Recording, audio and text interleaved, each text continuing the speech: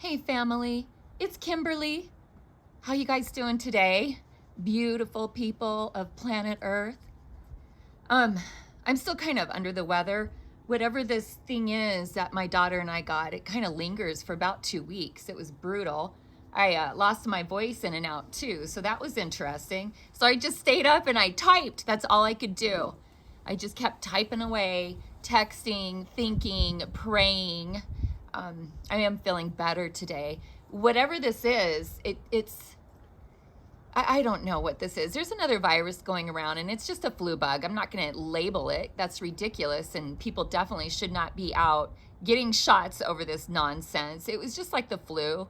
The symptoms were interesting though. My daughter and I both had the same symptoms. She went through it probably quicker and a little bit more harsh. She had 101-degree fever at one point and she just slept for like 3 days, poor thing. And then, I nursed her back to health. And then as soon as I got her going again, I was down for a week. So it's whatever this is, it's not fun. And the symptoms are interesting. There's headaches, fever, cough, an incredibly sore throat. I can't remember the last time my throat felt like this. It's feeling better today, but it was painful. I couldn't talk. And then even when I wanted to talk, I still couldn't talk. But anyway, just, be prepared. We know they're trying to get us one way or another. But then I think about Jesus and how he wants us to slow down. He wants us to connect with him. He doesn't want us all, just so many negative emotions in this world. He doesn't want us worried. He doesn't want us to have cares or concerns for the direction this world is going. We are to comfort each other with his words and, just be there for each other. So, oh my gosh, I'm sorry. Gingy's on my lap, my doggy. Maybe I'll try to get this on video, but I have my phone propped so I can look at that beautiful blue sky. It is so beautiful out today. But I got my Gingy monster on my lap and she's content. She's a golden retriever. And what I've noticed is that, I've never had a golden retriever before. I've had labs, Newfoundland, and I had a Chow Chow and a Pomeranian once. So I love the doggies, but Ginger is my first golden retriever. She's about 1.5 years old. Yeah, she's going on 2 years old. And she's just the sweetest breed I have ever, I can't believe how sweet these dogs are. So Gingy never leaves my side. She is sitting on my lap. And when I got up actually to turn the phone on, she followed me. She jumped up and she started barking. So I had to start the phone back over because she knows, she just gets excited over stuff like this. She likes to cuddle with mommy and, chat. Right, Gingy? Chat? But anyway, so I've been, in my prayer closet a lot during the past 2 weeks, just trying to get healthy and trying to ignore the pain. I think that was the most brutal part, So in my closet space or in my closet time, God's been doing some amazing things. He's, just like he's talking an awful lot. And so I got to tell you a story about yesterday. And when I'm going to start speaking more personally about things that are going on in my life. And that's okay. I think in order for us to comfort each other and to share his words, we still kind of need to, we do. We need to talk about our own personal strife in this world while walking with him. So, long story short, there I go, sorry. Long story short, because I don't know how long I can talk, but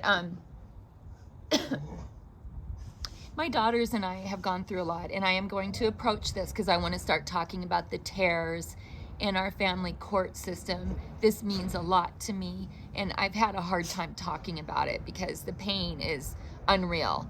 The mental anguish that a person can go through by the hands of people, who are supposed to love us can damage us severely. Oh, did you see that leaf fall? That was pretty cool. That's Gingy. Can you hear her? She's rolling around on the rug, scratching her back now, and she's very vocal. She's just a really cool dog.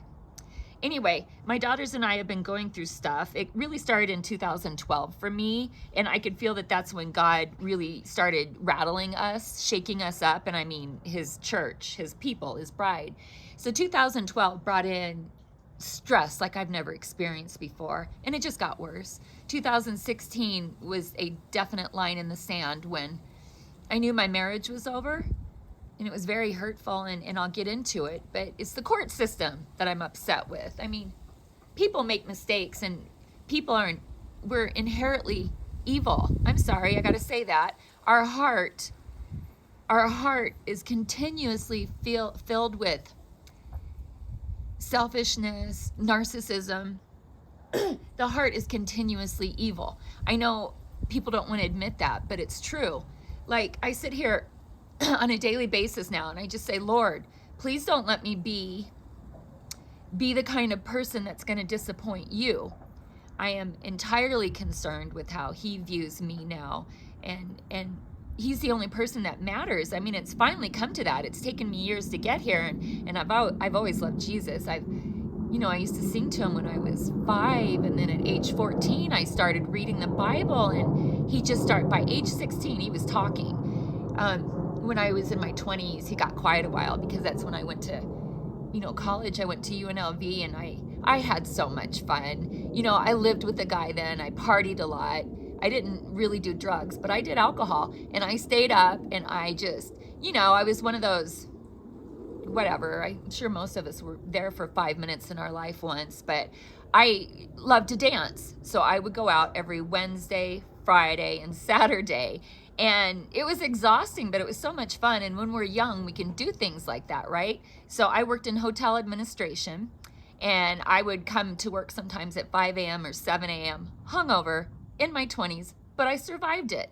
But it was just in my 20s that Jesus, he didn't get quiet. I don't think God ever gets quiet. He's that still, small voice. I mean, he's consistent. He doesn't ever stop talking, but we tune him out. We do end up tuning out God a lot, and that breaks my heart. So I did. I tuned out God. He did not stop talking to me. He was always with me, but I just quit listening for about a decade, I would say. And wow, I don't know, you guys. I'm sorry. I think, I'm just tired. I haven't slept a lot in 3 days, and that's why I've been sitting up hammering out posts, and just there's so much in my mind, and I really need to slow down and try to articulate what I'm saying. So lately, this is what God has been telling me, and I hope this helps somebody. I'm not trying to be critical. I know I can come across that way, but that's just my personality. I am a Scorpio, and I've owned a couple businesses, and I just was a manager in hotel administration and stuff, and I'm not bragging. That's what it sounds like, but I am not. I'm just describing my personality type. I can be stern and to the point a lot. Intense. I think that's what my friends used to tell me. Kimberly, you're so intense. And I'm like, yeah, I'm sorry, but I also have a dry sense of humor. So maybe me being intense and my dry sense of humor rubs people wrong. I can't apologize for that anymore, though, because I am who I am, right? And my heart is always in the right place. My soul belongs to Jesus. Our soul is lodged somewhere in between our mind and our hearts. And we got to find that balance, and we got to rely on his Holy Spirit to find that balance. We cannot do this on our own. He is the author and finisher of our faith. So the sooner we start trusting Jesus, the sooner we're going to heal, the sooner we're going to be okay. So this is what I have learned. Well, one of the things anyway. So when my daughters and I started going through this stress in 2016, everything was yanked out from under my feet. I didn't think I had many worries, and I thought I was finally at a good place in my life where I could, plan the future. We had a cabin up at Lake Tahoe, and we were remodeling it. And I've always been good at visioning my future, like projecting 5 years out, or even like, where am I going to be when I'm 70? I picture myself sitting on the deck of that cabin, drinking wine and just doing nothing. Just someday, just having the ability to sit in peace, listen to the birds, smell the sweet pine trees, watch people skiing on Tahoe. So bomb. That lake is just, it's amazing. But so I got not just me, we got the rug pulled out from under our feet, and that's what I am going to start talking about. And I just don't quite know how to approach it because it's still raw, it's still painful, and I can guarantee you that in this world and this life right now, I won't overcome it, is the way to say it. I mean, I have overcame it through Jesus. Is overcame a word? But anyway, it's just something that's always going to be with me. There will never be a day that I can wake up and go, wow, I just am at peace with it all now. I'm not. I got hurt bad, and it's destroyed our lives. My 16-year-old daughter is not doing as well as my 8-year-old, and I think that's because, you know, Brycey was younger and she was able to bound, and rebound, just like that cartoon I posted about a month ago. The younger children seem to be able to rebound quicker than the older, and my older child is probably going to rebound quicker than I am because my heart is so involved in this, and I see other people going through what I'm experiencing. So I don't think I'm going to heal from this, but what I'm going to do is I'm going to take, Gingy, can you get down, please? I'm going to take I'm going to take the knowledge that I've learned, and I'm going to wear it like a badge of honor or something. I'm just going to wear it because I need to share this. So let's just start talking about, I'll lean in by saying the struggle is real. So is 2020 just about fried me altogether. I went from 60 to 0 in no seconds flat. I was at cruising altitude. I thought my life was planned. I could see my future. I thought I was okay. Turns out I wasn't. Man, life has a way of just yanking the rug out from under your feet, you know? So my daughters and I struggled. Financially, I've struggled with my health. I mean, just let's go back to 2020, just that alone. So 2016 started becoming pretty painful, and then we all went into 2020, and we have not recovered from that. This world is never going back to normal. But what I'm going to tell you, don't think that I'm, you know, in need of help. Prayers are always amazing, and I don't want help. I am working through this with my loving Father in heaven in Jesus's beautiful name. And what Jesus has done for me time and time again is he's always let me know that he's here. He parts waters all the time. He makes miracles happen, and I can finally slow down now and go, oh my gosh, that's you, Jesus. Like every day I can go that was you, Jesus. That was amazing. And I can say it out loud and proud, and I want everyone to know the amazing things he has been doing for me and my daughters. So our struggles have been financial, which most of us are going through this. And see, I don't even know where to start with this. So how about if I just tell you about what happened at Costco the other day? And like I said, this is not a conversation about money. Hold on, Gingy wants out. One moment. Maybe we can see her running through the yard.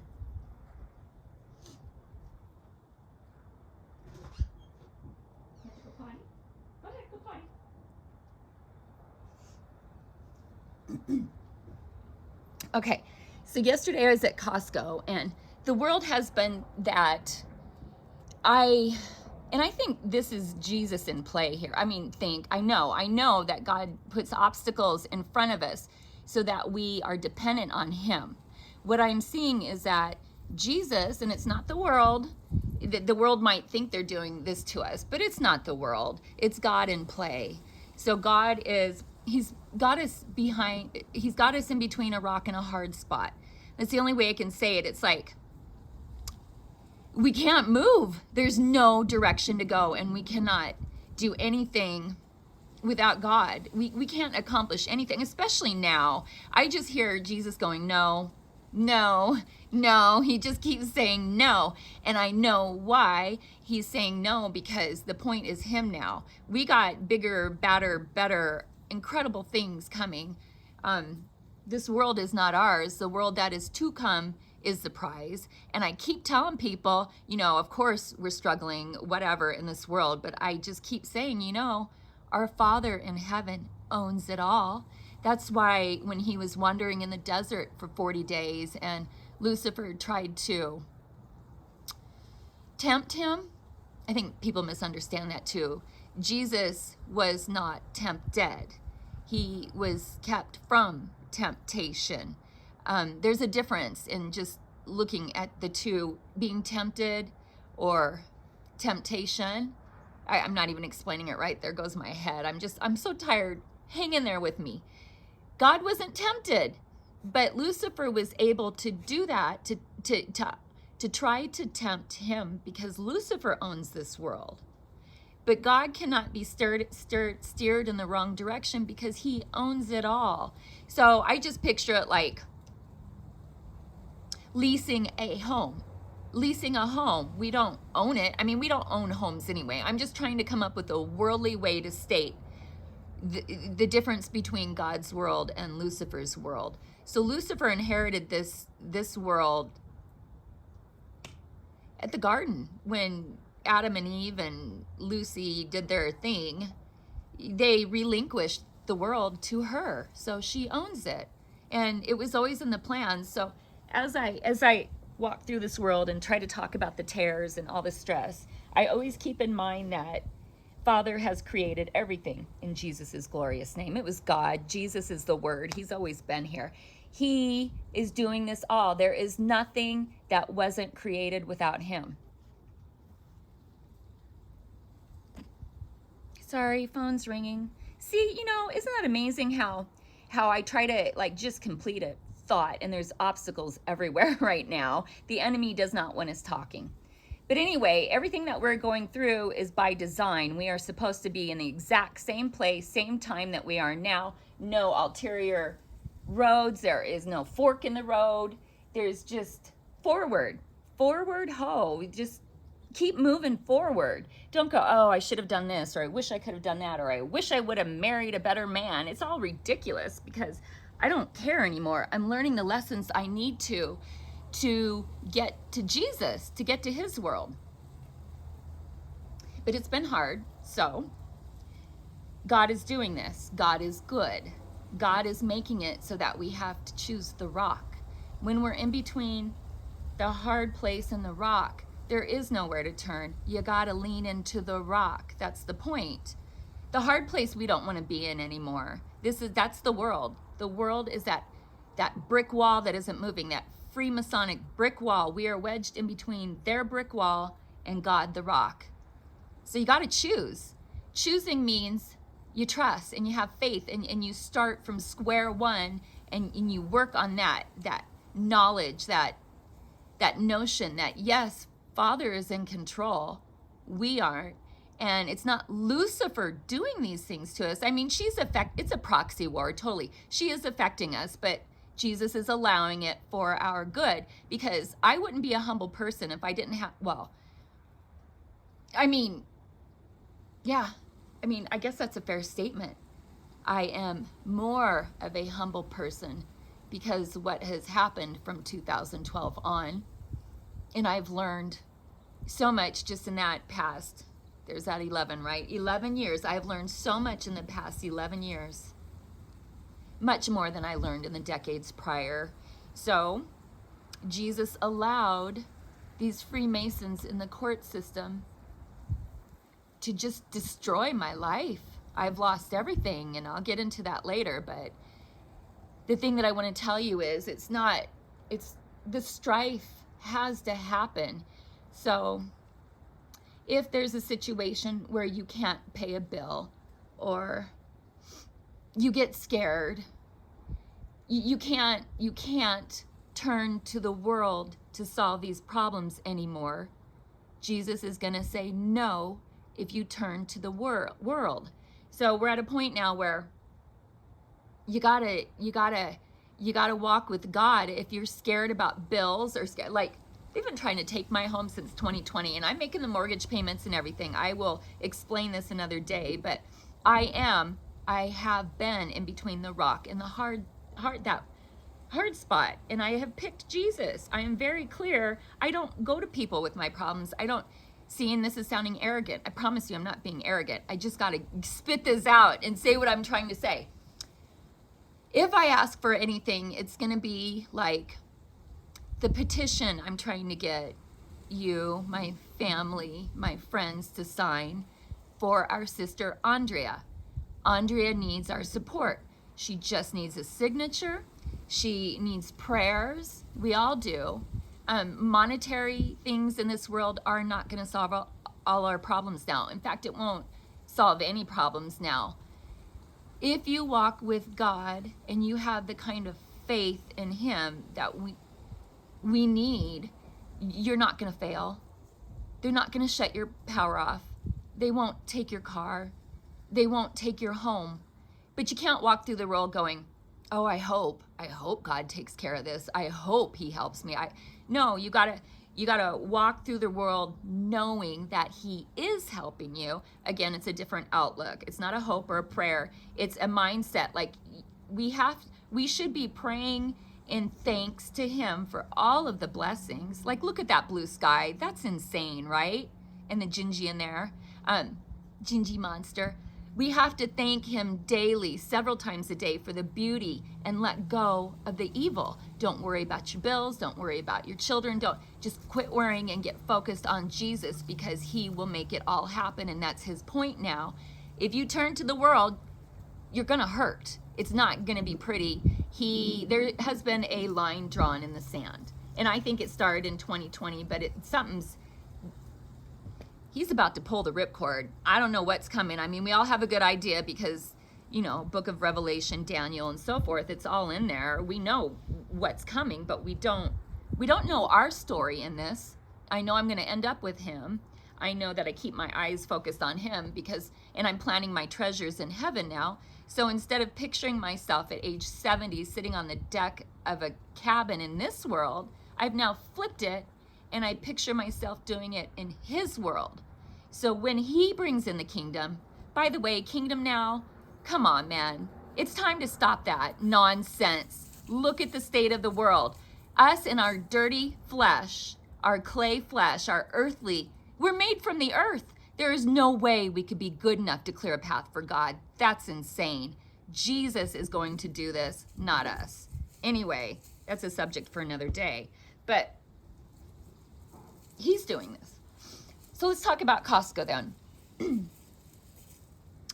Money has been tight. So everything we have right now, and like I said, I'm blessed. So this isn't it's a money conversation, but it's not a money conversation. It's not a conversation about finances. It's a conversation about faith.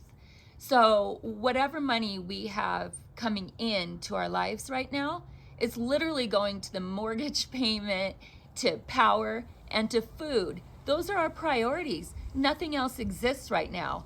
I'm pretty much homebound. I'll go in the office and hammer out things for, to try to save the house, which I am. We're fine. I'm going to do this. I got a mighty God helping me. So I'll sit in the office and I'll work on our business, or, I'll work on saving the home, or I'll try to focus on worldly things in my office, but I can't even stand it anymore.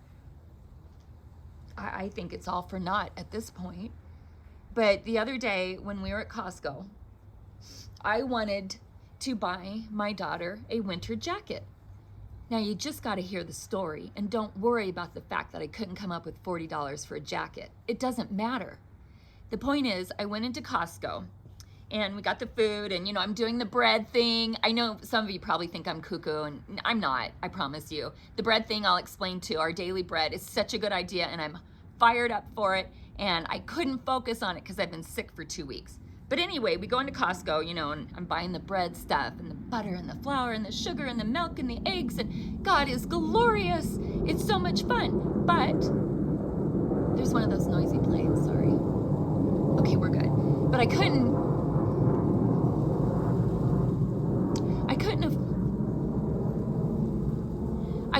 get my daughter a jacket. Like, number one, they weren't even there at Costco, which blew my mind. And the ones that were there were just weak and flimsy. And it's getting down to 29 degrees at night here, about 40 degrees during the day. And I have my sweet little Brycey going to school in a jacket that she's worn for 2 winters now. They become thin and they don't hold their insulation. And I just wanted, you know, a jacket for her and a couple pairs of jeans. Nothing for me. I'm fine. So I go into Costco, and number one, I can't find it. But then I kind of start sweating it, and I go, oh no, Costco doesn't have that coat I wanted, or just a couple pairs of jeans for my daughter. And I kind of went into a panic, you know? It's like, you just start feeling like a bad parent at a certain point when you can't even get your daughter a freaking jacket for winter. That's insane. So I took it kind of rough, you know, and we got home from Costco, and I was just, you can probably hear my voice shaking right now because these are the things that we go through, and I'm so hard on myself, you know? And so I'm like, okay, Father, how do I fix this one? Dear Father in heaven, what do I do? And then, you know, I had about $115 in one of my checking accounts. So I went, okay, Brycey, let's go on Amazon and let's find you a jacket. Oh my gosh, the jackets, they just lined up. They were incredible. Jackets for $40, jackets for $50 that have layers and hood, and she can cinch up her, you know, the collar and warmth, and just, I mean, a really good jacket. I ordered her a jacket for $40 that was 4.7 stars that 300 other people have bought and loved, and I felt blessed because what had happened in that moment, instead of me relying on my own knowledge of going into Costco and just grabbing a jacket really quickly, I asked Jesus what to do, and he presented me with a better opportunity. So I bought Brycey that $40 jacket, which we're gonna get tomorrow, and then I go, well, let's see what's going on with the clothes, the other clothes. Let's see if we can find you some shirts with long sleeves, more jeans, because she's almost 9. So she's in that in-between stage, you know, where the size 8s aren't going to fit properly anymore, and size 10s are too big. So I'm going for the 8+ now and the long sleeve shirts because it's cold out. So when we were on Amazon, we were looking at clothes, and wow, just one thing after another. A good pair of jeans for $8. The jacket, like I said, was $40. I found shirts for under $10, and I'm talking good stuff. Like, some of them are even name brand, which I don't get into at all, but the name brand thing, at least, you know, you got some quality in there, you know? So I was just like, geez, it was like fire in the hole. I was able to get her 4 pairs of jeans, 5 shirts, and a jacket. And then I was humbled. It hit me. It took me aback. And I was like, oh my God, Jesus, you did that. He wouldn't allow me to go in and frivolously spend money at Costco for a piece of crap jacket when he had better things in mind for us. And that's pretty much how we march through this world, right? Always telling God what we want, telling God who he should be, never naming the blessings he's giving us. And not very often. We don't see his beauty in all of this stress.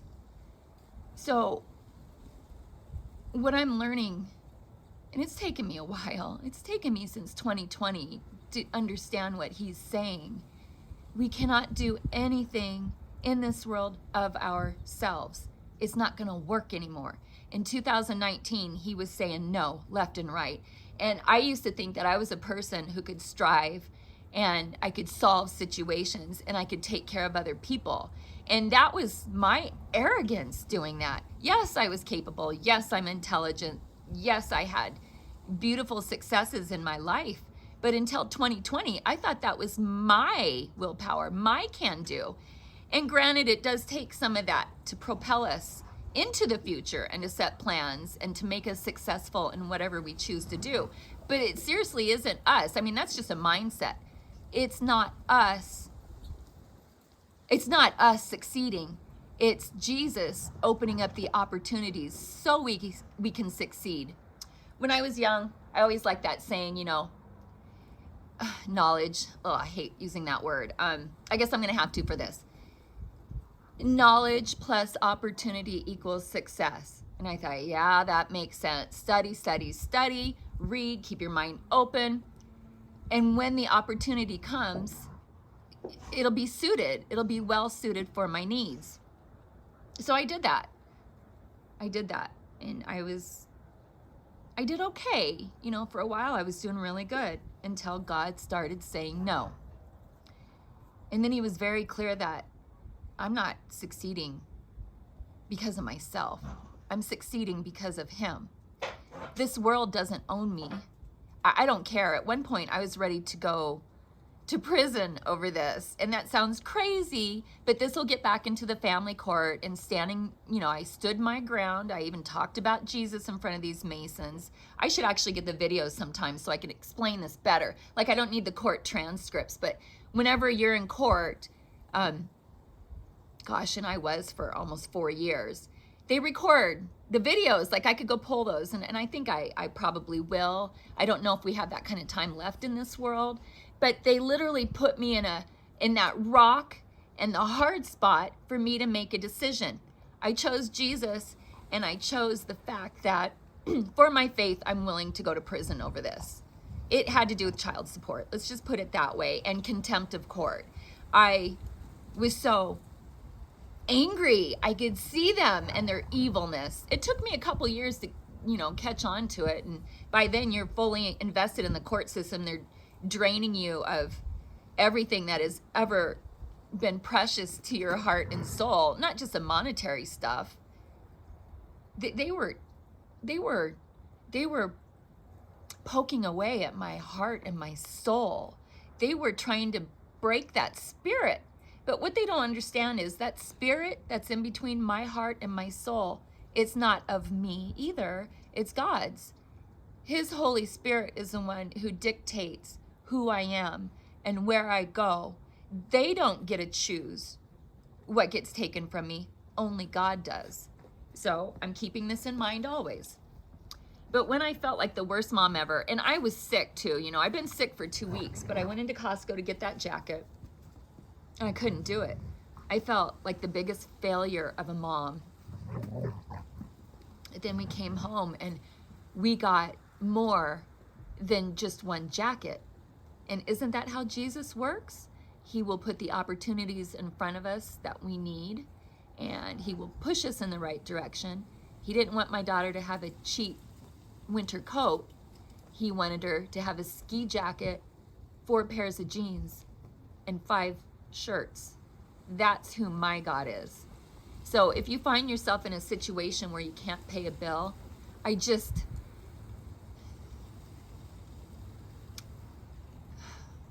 try to only take it to him. I'm not being an asshole. I'm trying to say this as gently as possible, because when we lean into the world or rely on the world or ask the world to help, God's not going to help us. I'm finding this one out so quickly. If I go into my prayer closet and I talk things out with him and I just listen and I try to walk through the day with my mind open to him, it totally does feel like the pineal gland too. And I know it is the pineal gland. It's that frontal lobe thing. You know, I can feel when I'm firing on all cylinders and my frontal lobe is just, I can feel when I'm connected to God, and it does feel like it's the forehead. Wow. Well, there we go. We know they're after the pineal gland, don't we? But anyway, if you find yourself in a situation where you're scared, they're going to take something, or you're not mobile, or you're unhealthy, or you can't pay a bill, really try to not turn to the world and go to him first. It's the only way. It's the only way, because when we reject God or we don't go to him first, it doesn't matter what we're putting into this world or how good we think we are or how many homeless people we feed or how many Bibles we hand out. That doesn't matter. If we're not talking to Jesus and relying on him, he's not going to help us, because this walk is a personal relationship with God through Jesus. Jesus is God. You just have to throw that one out there. I know the Holy Spirit has to tell people. I can say it. Jesus is God. That flesh that he took on is who we are right now. That clay, the dirt. Did you know that every mineral found on earth in this world are in us? All of it. The clay, the dirt, the silver, there goes my brain again. I can't think, but all the minerals and the elements and the silver, copper, you name it, any metal, it's in us because we were literally created from the dust of the earth. We are flesh. This flesh can't leave this world. It won't leave this world. Only God can pull us from this filth. It's the only way I can say it. And if we are looking to the world to solve our problems, Jesus is not going to help us. We can't beg enough. We can't plead enough. We can't do anything of ourselves. So, in closing, I guess I'll just say that when stress knocks on your door today, and it will, because, the world's running a little hot right now. When stress comes knocking on your door, don't turn to the world. Don't do it. Get in your prayer closet. Hug your Bible. Even if you don't want to read it, okay, how about that? Sit in your closet, whatever. Sit in your bathroom, find that prayer closet. Like last summer I tried to, it was just a few months, last spring I tried to clear out my closet just so I could sit in there and do the whole prayer closet thing, and I think it's a beautiful idea. I do, but I couldn't even get that closet organized enough to sit in it because this world is insane. Jesus is making sure, this much I know, Jesus is making sure that Lucifer and her fallen angels will not make order out of chaos. It's impossible. It's like he's speeding the chaos up just because, they're doing chaos magic too. But like I said, everything is done through Jesus, not Lucifer. So what they are doing, he allows for our good. I know he sits up there and laughs at them, and we're all stuck in this world horrified and scared, and it's just utter nonsense. We should be sitting back laughing with Father, not laughing that people are getting hurt and stuff. That's not what I'm talking about. He laughs at their attempts to destroy us. But I can promise you this, Jesus will get every one of his people back. Lucifer's not going to be able to take one from God that belongs to him. I do think we're going to have some sleepers for a while. We're going to have people who don't come up until the great white throne judgment, including the angels he's about to bound. Lucifer's been judged, but nobody else has. In fact, we get to sit on high with Father in about 1,000 years when he pulls out the scales, opens up the books, and then, now this is the zombie apocalypse to me. It's in about 1,000 years when he pulls people up as they died, as they are, and he makes people, the ones who died outside of his will or outside of a relationship with him, he's going to make these people stand in their death. That's the only way I can say it. They're going to stand as the way they were put into the ground. They won't have their glorified bodies when they're before the Lord, while he opens up those books of life and he does the judgment and he pulls out the scales. That horrifies me. That right there is the reason I'm so vocal. Like, I'm not so worried about the lake of fire. I'm starting to understand that one now. People will take the mark of the beast. The shots were not the mark of the beast. People will take the mark of the beast, and they'll know, they will fully know that they are spitting on God and accepting Lucifer as their God. They're going to know. But you just don't want to be in that situation. You don't want to die outside of Jesus's will. You don't want to die without just a relation. Like, just the relationship with him is what we need to strive for now. The love will come. The love is there. It's like dating 101. I think we fall in lust very easily when we're young, but we don't fall in love very easily. Love takes a moment. It takes a relationship to grow. I can say with all my heart that I love Jesus. I look forward to marrying him. He's the only one that matters to me now. And it's taken an awful lot of pain to get my soul in the proper situation to be with my God the way he wants me to be with him. I can walk from anything now, including my daughters, which is hard for me to say, but it is truth, because I look at them and my heart loves them so much that I understand the only way to save them is to have faith in my God, to put my God first, because my God will make the way for them. So I am in a position where I can walk now. I can walk because my future is in his world. I will sit on the deck of my cabin with my daughters, but in his world, not this one. In fact, I get to spend eternity with my daughters. And then it gets even better than that. I have 8 kids. I do. I only have 2 in this world. I struggled a lot. I didn't struggle getting pregnant. That was never my problem. I struggled keeping the babies. I have Rh negative blood and, O negative. So I guess I'm valuable, whatever. I am. I'm valuable to God. I'm valuable to Jesus. So what he did is he gave me the opportunity to have a huge family in his world. Yes, you're my brothers and sisters. I love you so much. But he's actually given me 8 people who they're a piece of me. They will look like me. They're going to be intelligent. They're going to be so beautiful. They're free. I have 6 babies up there with him. And I know I'm going to get to be with all of them. My Jossie, my Brycey, and they have 6 other siblings, male, female. I don't know. Bryce is the youngest. She's so cute. She says that to me all the time. She goes, "I'm the youngest out of all of them, right, Mom?" And yeah, you are, Bryce. You are. There was a couple before Joss. And then I had Jossie 16 years ago. And it took me 7.5 years later to get Bryce. That's a story all in itself. Brycey came along and she was a miracle. I mean, I was doing in vitro. I was doing so many things to get Joss a sister. See, that's the backwards thinking, isn't it? So I'm trying to do everything worldly to get to get Joss's sister. And of course I wanted the baby too, but I just remember my thought was, oh, Joss, I just love her so much. And she was always so much fun when she was young. We had such a good time together.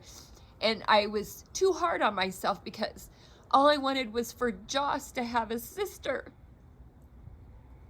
And I got her the sister. And these 2 girls are separated now because there are evil people in this world tearing us apart. And shame on us for allowing them to do that, And I'll get into it, but obviously not today. I just wanted to say hi and I love you. And I want to tell you, please get in your prayer closet. Please don't. You need to, at this point, just forsake the world. This world's not going to help you. And every time you go into it to ask for help, this world is laughing at you. The demons are going to know, oh, that's her weak point, or that's how we're going to get her. Or the more we expose what hurts us, the harder they're going to work at using that to hurt us. So, I mean, I'm to the point now where I will work on the rebuking process in my home before I have conversations with my family. I will rebuke you, Lucifer, her fallen angels, demons, blah, blah, blah. I will just clear this house out before I say anything that is personal in my heart that I know that they can use against me. And that's just walking with God right there. They can't touch me. And I mean, they couldn't anyway, because I finally hit that apex with God. I'm at the top of the mountain with him. I'm there. I get it. God is good. He is so good. Please take it all to Jesus. Don't let this world know you are hurting. Don't let this world know you need help. It's not necessary. He will make a way. He'll carve a path. He's not going to let you fall. He's not going to let you stumble. You will only stumble because of yourself. We will have we are blameless.